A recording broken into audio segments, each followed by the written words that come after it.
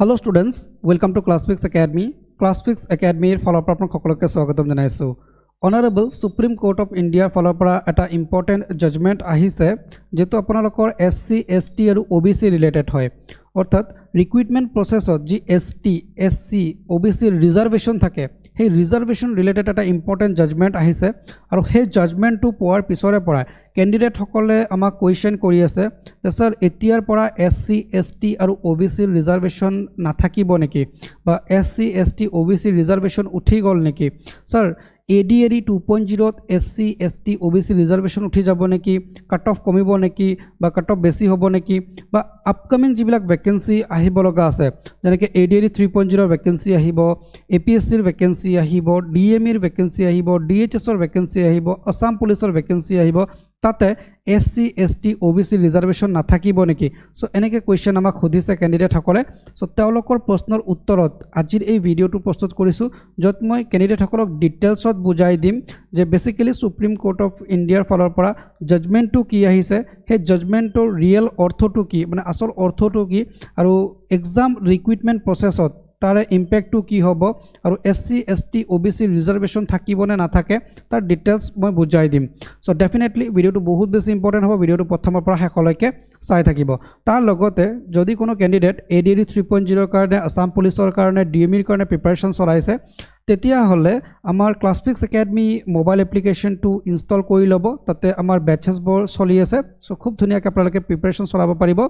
Dedicated preparation চলাবলৈ ক্লাছফিক্স academy mobile এপ্লিকেশনটো download কৰি register কৰি লব তাতে কোৰ্সেছবোৰ এভেইলেবল আছে আপোনালোকৰ ৰিকোয়াৰমেন্ট হিচাপে আপোনালোকে কোৰ্সবোৰ জয়েন কৰিব পাৰিব তো যিকি নহওক আমি ভিডিওৰ মূল টপিক লৈকে আহিছো যত আমি ডিসকাশন কৰিম Honorable Supreme Court of India ফালৰ পৰা যেটো জাজমেন্ট আহিছে আৰু সেই জাজমেন্টটো আমাৰ ৰিক্ৰুটমেন্ট প্ৰসেছত কেনেকুৱা ইম্প্যাক্ট দিব যেটো SC, OBC, ST ৰিলেটেড হয় ঠিক আছে সো ইয়াতে চাওক ইয়াতে আপোনালোকৰ যেটো নোটিস বা ইয়াতে আপোনালোকৰ যেটো মানে নিউজৰ হেডিংটো কি আছে SC অথা Supreme Court bars reserve category for switching to general if rules prohibited অৰ্থাৎ ইয়াৰ অৰ্থটো কি কৈছে হেতু আমি বুজি লব লাগিব সো ইয়াৰ মিনিংটো বুজিবলৈ আমি ডিটেইলছত ইয়াৰ অৰ্থটো কি হেতু চাব লাগিব জাজমেন্টটো কি দিছে হেতু আমি চাব লাগিব সো ইয়াতে চাওক আপোনালোকৰ জাজমেন্টটো আছে সো ইয়াতে এনেকৈ লিখিছে the supreme court on Tuesday September 9 held that candidates from reserved categories who have availed fee or age relaxation cannot be considered for unreserved category vacancies if the recruitment rules prohibited such migration. Details not মই বুজাই দিছো কি হয় suppose এজন candidate আছে suppose এজন candidate SC ৰ হ'ব পাৰে এজন ক্যান্ডিডেট ST ৰ হ'ব পাৰে এজন ক্যান্ডিডেট OBC ৰ হ'ব পাৰে ঠিক আছে সো এই ক্যান্ডিডেটজন যেতিয়া ৰিক্ৰুটমেন্টৰ ভ্যাকেন্সি আহিব সো ভ্যাকেন্সিত যদি SC বা ST বা OBC ৰ ৰিজাৰ্ভেশনৰ হিচাপে যদি ফি ৰিল্যাক্সেশন হয় বা ফি ৰিল্যাক্সেশন লয় বা এজ ৰিল্যাক্সেশন লয় সেই ষ্টুডেন্টজনক আনৰিজাৰ্ভ ক্যাটেগৰিত কনসিডাৰ কৰা নহব যদি ইয়াতে কৈছে ৰিক্ৰুটমেন্ট ৰুল প্ৰহিবিটেড যদি তেনেকুৱা ৰিক্ৰুটমেন্ট ৰুল থাকে বা ৰিক্ৰুটমেন্ট ৰুলে যদি তেনেকুৱাকে প্ৰহিবিটেড কৰে তেতিয়া হলে নাপাব ঠিক আছে ইয়াতে আৰু কি কৈছে চাওক ইয়াতে আপোনালোকে যদি চাই ইয়াতে কি কৈছে নেক্সট আমি যদি প্যাৰাগ্ৰাফটো চাও তেতিয়া হলে ইয়াতে পাব ইয়াতে কি লিখিছে চাওক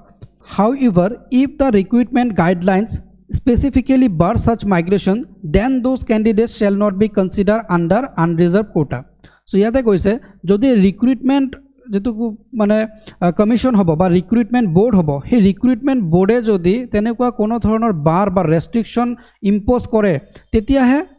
এই যেটো সুপ্ৰিম কোৰ্টৰ জাজমেন্ট আছে সেই জাজমেন্ট হিচাপে হেতু ৰেষ্ট্ৰিক্টেড হ'ব অৰ্থাৎ আপোনালোকৰ এজন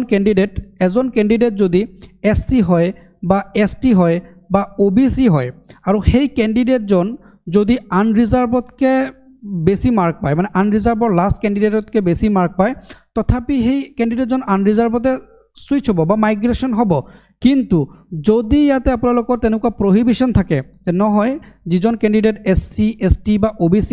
ৰিজাৰ্ভেশনৰ বেনিফিট লৈছে তেওঁ সুইচ কৰিব নোৱাৰিব বা মাইগ্ৰেশন নহব তেতিয়া নোৱাৰিব ওকে সো এতিয়া মূল কথাটো আহিল যে আমাৰ ADRE 2.0 Assam direct recruitment exam 2.0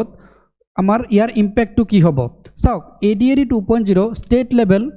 level recruitment কমিশ্যনৰ ফালৰ পৰা কণ্ডাক্ট কৰে আৰু ষ্টেট লেভেল ৰিক্ৰুটমেণ্ট কমিশ্যনৰ যি এক্সাম প্ৰচেছ আছে তাতে তেনেকুৱা কোনো ধৰণৰ prohibition নাই বা তেনেকুৱা কোনো ধৰণৰ ৰেষ্ট্ৰিকশন নাই যে এজন ক্যান্ডিডেট আনৰিজাৰ্ভ ক্যাটাগৰীত নাপাব যদি তেওঁ মানে ৰিজাৰ্ভ ক্যাটাগৰীৰ বেনিফিট লয় যেনেকৈ SC হ'ব পাৰে ST হ'ব পাৰে বা OBC হ'ব পাৰে ক্যান্ডিডেট সকল যদি তেনেকুৱা ৰিজাৰ্ভেশনৰ বেনিফিট লয় আনৰিজাৰ্ভ ক্যাটাগৰীত নাপাব সো তেনেকুৱা কোনো ৰেষ্ট্ৰিকশন নাই সো এই ক্ষেত্ৰত যেটো আগন্তুক ADAD 2.0 ৰিক্ৰুটমেণ্ট হ'ব বা যি প্ৰসেস চলি আছে তাতে কোনো ধৰণৰ ইম্প্যাক্ট নহব এজ ইউজুয়াল যেনেকৈ ADAD 1.0 হৈছিলে ঠিক একেদৰে ADAD 2.0 তো হ'ব আৰু আগন্তুক যি ৰিক্ৰুটমেণ্ট হ'ব যেনেকৈ আমাৰ ADAD 3.0 ৰিক্ৰুটমেণ্ট হ'ব আসাম পুলিচৰ ৰিক্ৰুটমেণ্ট হ'ব APSC ৰিক্ৰুটমেণ্ট হ'ব DMA ৰিক্ৰুটমেণ্ট হ'ব তাতেও যদি ষ্টেট লেভেল ৰিক্ৰুটমেণ্ট কমিশ্যন হওক বা APSC হওক বা